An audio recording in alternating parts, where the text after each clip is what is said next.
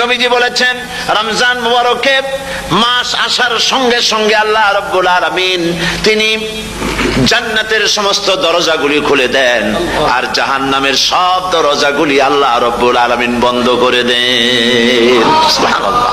আর শয়তানকে শৃঙ্খল দিয়ে বেঁধে ফেলা হয়, শিকল দিয়ে শয়তানরে বাঁধা হয়ে যায়। এই হাদিসটা যখনই শোনাই বিভিন্ন জায়গায় লোকেরা বিভিন্ন জায়গায় প্রশ্ন করে, হুজুর কোন তো যে শয়তানরে বাঁধতে হয়, কিন্তু রমজান মাস হতো লোকেরা মদ খায়, মিথ্যা কথা কয়, তাহলে শয়তান বাঁধা থাকলো কেমনে? আমি বলি দেখেন, এরও ব্যাখ্যা আছে। এর ব্যাখ্যা হলো এই, কোন কোন ঘড়ি আছে একবার চাবি দিলে 6 মাস চলে, আর একবার চাবি দিলে 2 বছর চলে, আবার চাবি দিলে লাইফ চলে যায়, এরকমের ঘড়িও আছে। কোন কোন মানুষের শয়তানে এমন চাবি দিছে যে চাবিতে 6 মাস চলে, কোনটায় 10 মাস চলে, কোনটায় বছর চলে। রোজার মাসেও যারা গুনাহ করে শয়তানে এমন চাবি দিছে যে রোজার মাসেও বন্ধ হচ্ছে না। এরা শয়তানের খপ্পরে পড়ে গেছে। আল্লাহ এই চাবি থেকে মুসলমানদেরকে হেফাজত করুন বলি আমিন। জোরে বলেন আমিন।